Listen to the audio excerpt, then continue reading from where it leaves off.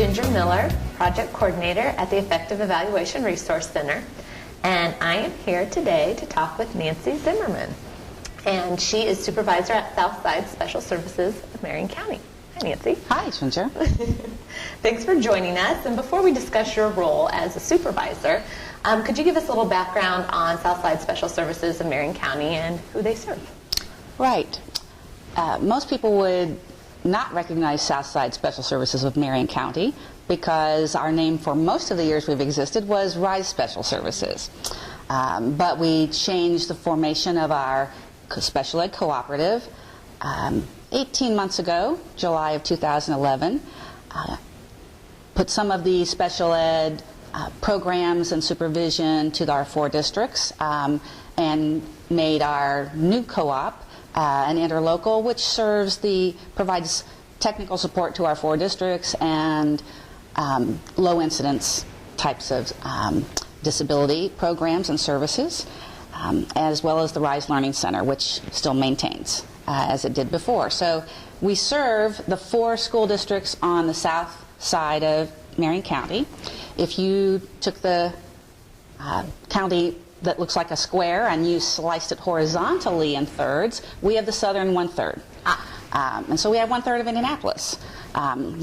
We serve Perry Township, Decatur Township, Franklin Township, and Beech Grove City Schools, which is a lot of kids. Close to 40 buildings now, I guess. Oh my goodness. Student of preschool through 22 and all the different programs one way or another. Okay, and then could you describe your position and key responsibilities as a supervisor at Southside Special Services of Marion County? It's a mouthful, isn't it? It is. I'm trying to get it all out. It is. We just say Southside anymore.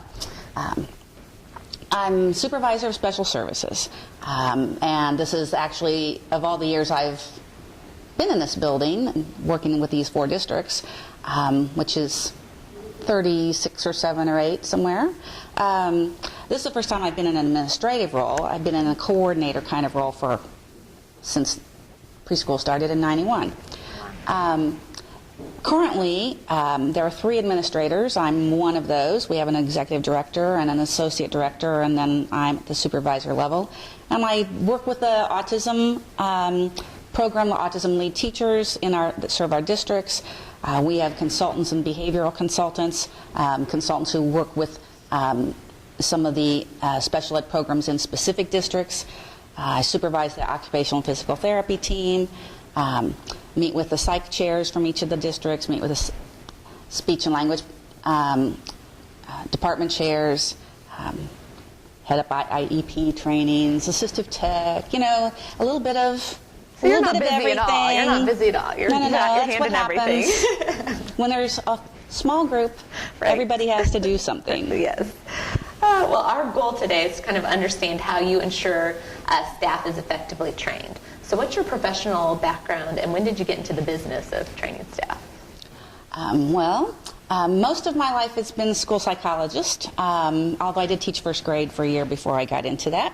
Wow. And a long time I did typical school psych services and had my share of buildings and caseloads. And then preschool special education started, and they needed a preschool coordinator, and our director asked me if I was interested, and I said, what is it going to do? And he said, we don't really know. And I'm like, okay, sure. I'll figure that out. So that's kind of when I got into the supervising kind of role. And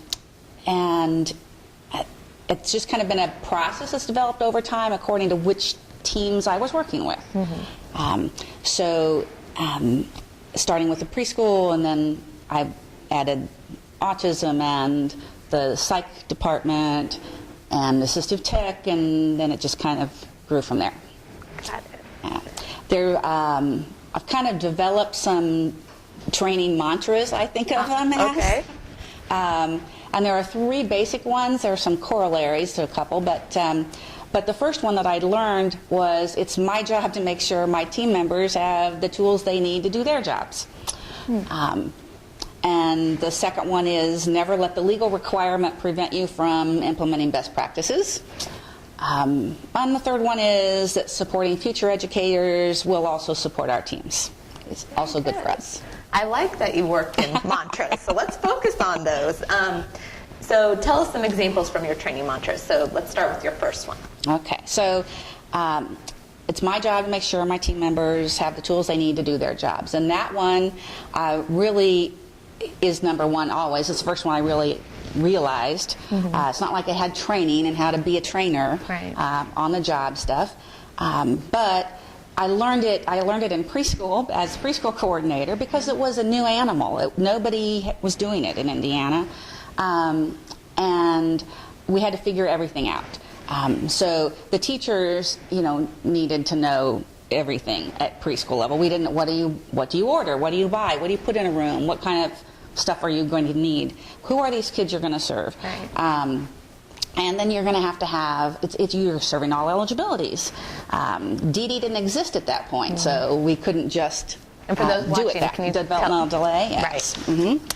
And you had to have all new systems and all new procedures and all new bus routes, and so everything was completely different. And when you're starting from scratch, it was a lot of stuff that everybody needed to know about. So we had to come up with ways to make sure people knew what their job was.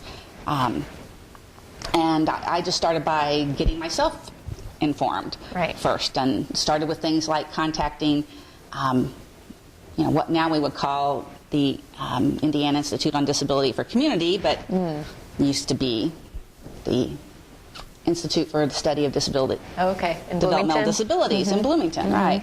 So I started with there, went to all the statewide preschool trainings. Didn't miss any of those because there's something we're going to need.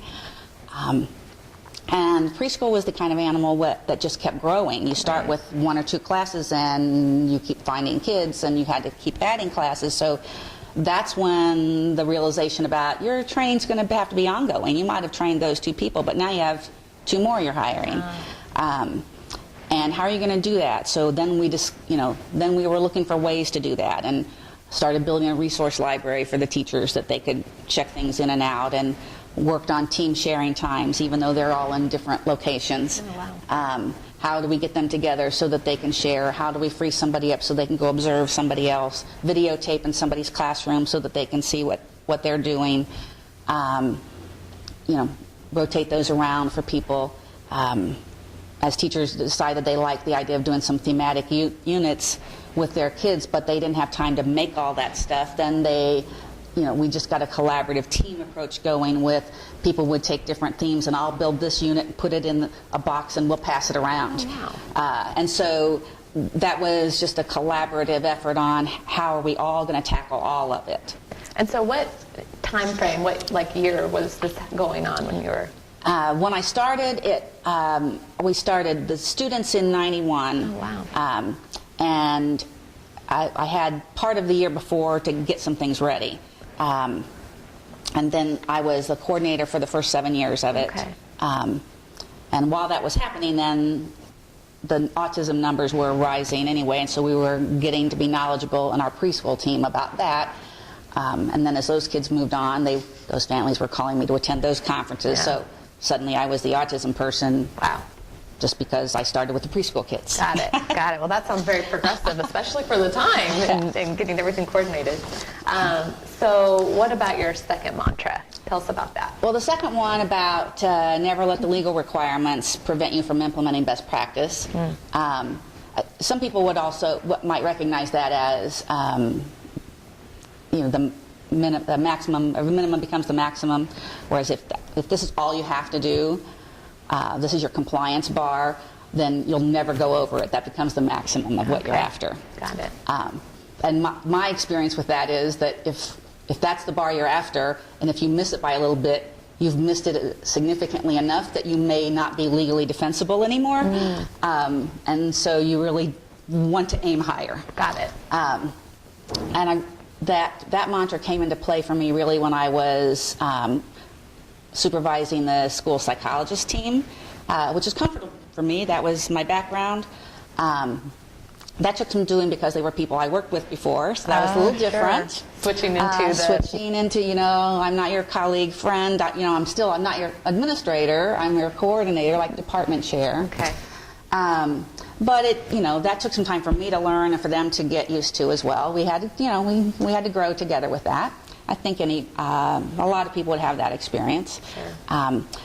So I did psych team from 97 to about 2009 with all of them, which was like 25 people, give or take a diagnostician or an intern, because we cover 4 districts, and it's a busy world. So it turned out there were always some new staff. When you're that big, somebody's always going to be leaving or retiring or moving out of state, and as we were getting more people, we just needed more clarity and consistency again, and there was that 24/7 need for, how do I do this kind of case? I don't see this one very often. I forget what you do with this. That's when it turned out to be, okay, we need to put things in more predictable versions. It used to be on paper, and then we went electronic, and we gave people thumb drives each year.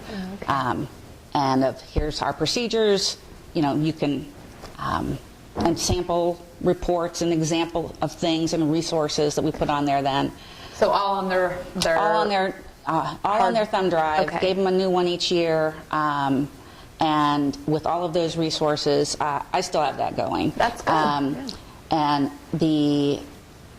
then they would keep their reports on there as well, so that they had the whole year together. And in the meantime, during the new year, if new things are happening, I send them out in a new version of something, but I'm just sliding that over into my jump drive for next year, and here's next year's. Got it. So that electronic handbook on the thumb drives was updated annually, and it had everything from local procedures to Article 7, easy access to that because it didn't used to be as easy to get to that. Plus a lot of best practice things from professional, from NASP and from our Indiana Association. A lot of things that we developed in terms of best practices, how to do systematic observations.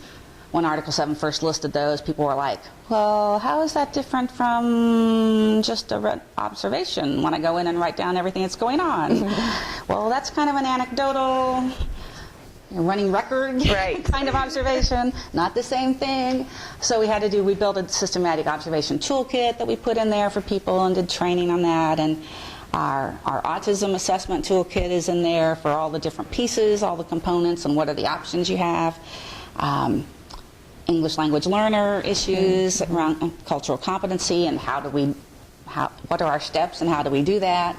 A lot of overlap here, even though this was just for the psych team, there's a lot of overlap with the speech department and the occupational physical therapist because of our collaborative role in evaluation, certainly.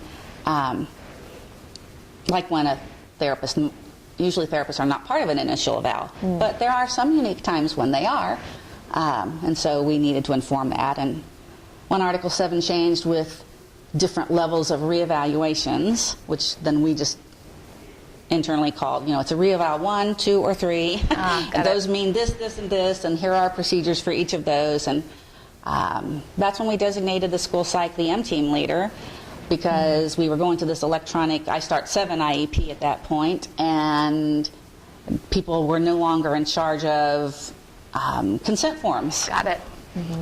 And so it was like, but we really need to be in charge of consent forms, or they won't have the things on them that you need, and you'll have to keep revising them. So you need an M-team leader, and who's that going to be?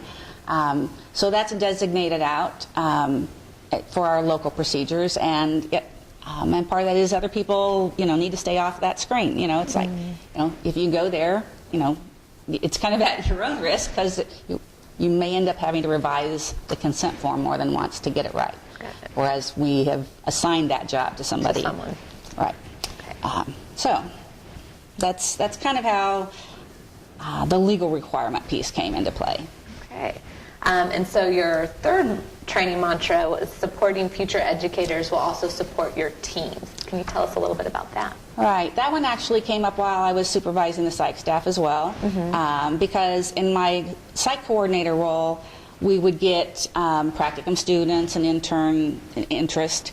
We started developing a lot of relationships with multiple universities. We had interns from all the major players in the state, and from a couple outside Indiana, as well as some practicum students. And we were doing that to help build the profession, because we just felt like that was the right thing to do as school psychologists. We want to help the profession, but it didn't take too long before we figured out, whoa, that's really good for us, right? Because they're bringing a lot of passion and excitement, but they're also bringing new ideas, excitement about implementing something that they've been studying, that they want to come in and do something with. Literacy was one of the ones that our psych team was on board with earlier than any of the districts around. We're the ones who took it to the district, and that was all because of an intern from Indiana State. Hey, there you go. So there were a lot of things like that. The whole piece of cultural competency around minority student evaluations or English language learner evaluations also started with an intern from IU that had a particular interest in that. And way before Dr. Samuel Ortiz was presenting nationally, we sent her to New York City for one he was doing there. Oh, cool. And so she brought that back, and we started implementing things based on her interest and our need. Right. And that we didn't really know how to tackle yet. So we were learning that that's a really important role for us, and we wanted to keep it going. We have this great relationship with UIndy now because they're right next door to us. Okay. And it's not just them. We have some with other locations as well, and for CODA, it's, certified occupational therapy assistant programs from them as well. So it's the same kind of thing. It brings a lot of energy. It gets our people involved with helping them be current.